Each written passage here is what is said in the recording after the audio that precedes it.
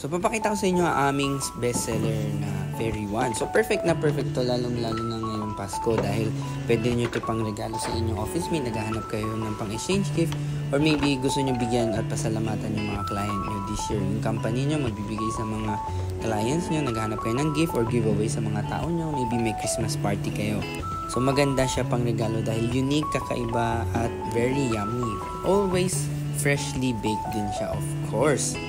We do delivery, you can also pick up din So dito lang kami sa May San Juan, and then kung taga-province kayo, gusto nyo pa-deliver, pwede rin po yan. Hindi lang siya within Metro Manila, okay? Pwede natin pa-bus, Lalamove, or maybe tok-tok. Kung ano man paraan, marami tayong pwedeng hanapin na ways. Sa mga naghahanap naman dyan ng pang-exchange gift, ito na yung idea para kakaiba ang inyong mabigay this year, di ba? So, yung mga prices nito, meron akong 300 as low as 300, meron din 500, 600. Itong nasa picture, nasa 600 siya. And then, may special promo din kami. Kada box nyo, which is worth 600, meron pa kayong free na isa.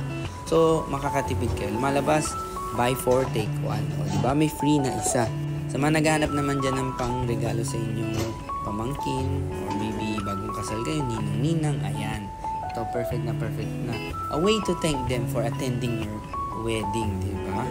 Sa mga nasa insurance naman dyan, or maybe medrep, ayan, gusto nyo bigyan yung mga doctors or client nyo, a way to thank them, di ba? Yung mga business owners naman dyan, pasalamatan naman natin yung ating preferred bank natin, di ba? Na for helping us this year with all our requests, di ba? All our withdrawal, deposit, etc. Sa mga magka-Christmas party naman dyan, gusto nyo idagdag to sa inyong dessert section or maybe merienda, di ba? Pwede rin po So, meron tayong 4 flavors. You can have it assorted or you can choose din. So, meron tayong strawberry, mango, Oreo, and grapes. And then, pwede ko siya i-box. Pwede rin siya individual. So, it depende sa inyo.